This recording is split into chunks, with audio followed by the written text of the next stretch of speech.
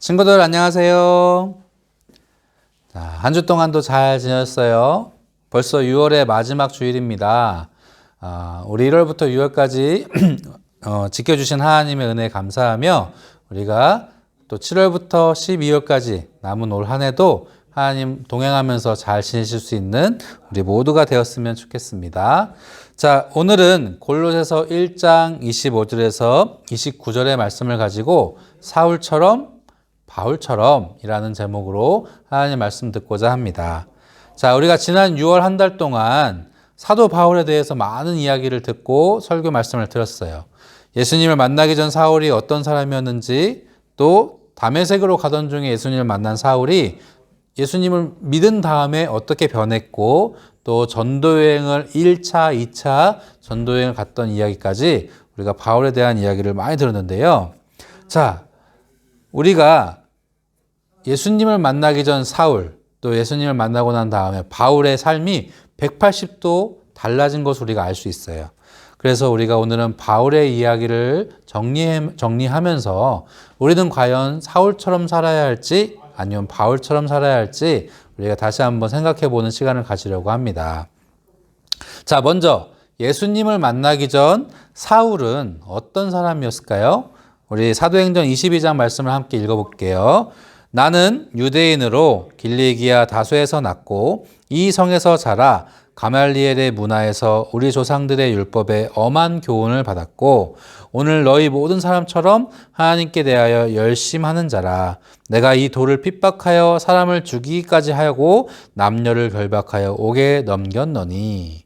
자, 예수님을 만나기 전 사울은 어떤 사람이었나요? 그는 먼저 유대인으로 태어났어요. 자, 유대인이라는 것이 중요한가요? 맞아. 이 시기에는 유대인이냐, 유대인이 아니냐가 그들의 삶의 질을 바꾸는, 놀라운 삶의 질을 바꾸는 중요한 문제예요. 그래서 유대인이라고 하면 어느 곳이든지 마음대로 갈 수 있고, 또 마음대로 배울 수 있고, 자신들이 출세할 수 있는 길이 열리지만, 유대인이 아닌 이방인들은, 어떨까요? 자기가 하고 싶은 것도 마음대로 못하고 가고 싶은 데로 마음대로 못 가고 예배도 마음대로 드릴 수 없는 그런, 유대인은 뭔가 귀한 존재, 유대인이 아닌 사람들은 좀 천한 존재, 약간 이렇게까지 생각할 수 있는 중요한 문제예요. 그래서 사울이 유대인이라고 하는 것은 자기 자신의 출생을 자랑하는 것이죠. 그리고 나서 어디서 태어나고 어디서 자랐대요? 길리기아 다소.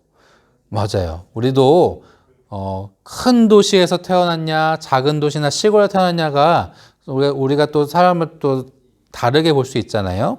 그리고 또 바울은 가말리엘의 문화에서 공부를 했대요. 우리도 가말리엘이라는 사람은 그 당시에 사람들로부터 존경 많이 받고 놀라운 제자들도 많고 사람들로 위대한 스승님이다라고 생각할 수 있는 그런 사람인데, 바울이 다소에서 태어나고 가말리엘 문화에서 공부했다라는 것은 그의 스펙이 어떻다는 거예요? 좋은 학교, 또 좋은 지역에서, 좋은 집에서 태어나서 나는 잘 먹고 잘 살았다라는 것을 이야기하고 있어요. 근데 그러고 해서 그치는 것이 아니라 사울은 율법도 잘 알고 또 열심이 있는 자예요. 근데 이 열심과 율법을 가지고 사울은 어떤 것에 쓰였나요?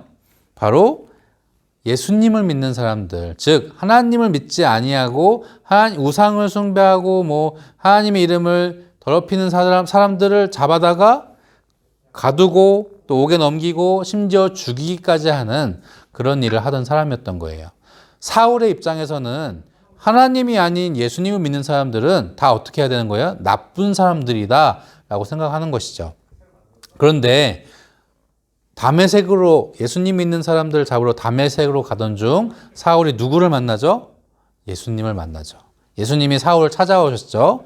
사울아, 사울아, 내가 어찌하여 나를 박해하느냐. 예수님을 만나고 나서 사울은 그의 인생이 완전히 180도 바뀌었어요. 예수님을 만나기 전 사울이라는 이름의 뜻은 큰 자, 모든 것, 세상에 부러울 것이 없고 큰 자였는데, 예수님을 만나고 나서 예수님이 사울에게 주신 이름은 바로 바울이었어요. 작은 자, 겸손한 자라는 그런 뜻이었죠. 그래서 예수님을 박해하던 사울이 예수님을 만나고 나서 예수님을 전하는 바울로 그의 인생이 완전히 바뀌었던 것이죠. 예수님을 만나고 나서 바울은 어떻게 했나요? 그저 예수님을 만나고 교회 다니고 끝난 것이 아니라 열심히 뭐 했어요? 전도했어요. 예수님을 모르는 사람들에게 예수님을 전하고 자기 동네에서뿐만 아니라 배를 타고 막 해외로 나가면서 전도여행 몇 년간에 걸쳐서 1차, 2차, 3차 동안 전도여행을 했어요. 그래서 바울을 통해서 세상의 많은 곳에 복음의 씨앗이 심겨졌던 것이에요. 우리나라도 외국의 선교사님들을 통해서 복음의 씨앗이 심겨지고 지금 우리가 이렇게 예수님을 믿는 것처럼 바울을 통해서 또 바울과 바울의 일행들을 통해서 세상의 많은 곳에 복음의 씨앗이 심겨졌던 것이에요. 자, 근데 여기서 잠깐 사도 바울은 자신이 그렇게 좋은 출생 신분이고 또 스펙이 좋은데 예수님을 믿는다고 해서 자신의 그 출세할 수 있는 길 또 돈을 많이 벌 수 있는 걸 다 포기하고 뭐 했어요? 전도 여행을 하면서 예수님을 전하며 살았단 말이죠. 사도 바울은 왜 평생 예수님을 전하는 일만 하고 살았을까요?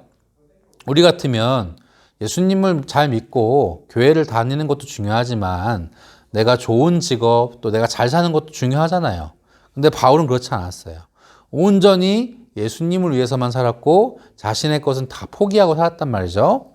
자, 왜 그랬을까? 디모데전서 1장 말씀 같이 읽어볼까요? 시작. 내가 긍휼을 입은 까닭은 예수 그리스도께서 내게 먼저 1절 오래 참으심을 보이사 후에 주를 믿어 영생 얻는 자들에게 본이 되게 하려 하심이라.